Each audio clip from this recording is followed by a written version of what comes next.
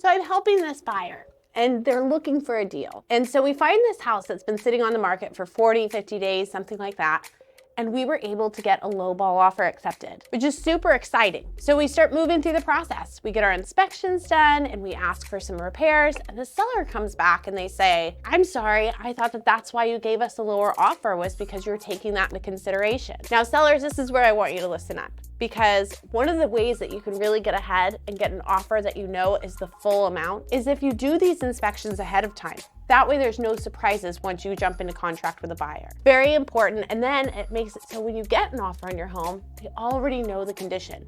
Because the reality is, I didn't get on the roof to see that it needed a new one. I wasn't going underneath the sinks and making sure there weren't any leaks when I was helping my buyer. These are all things that happen during the investigations process. So you can nip that in the bud if you do the proper steps before you put your home on the market, and make sure that buyers that are willing to bid on it know exactly what's going on with the property. If you have any questions, or if you're thinking of listing your home this spring or summer, feel free to reach out. I'd love to chat with you.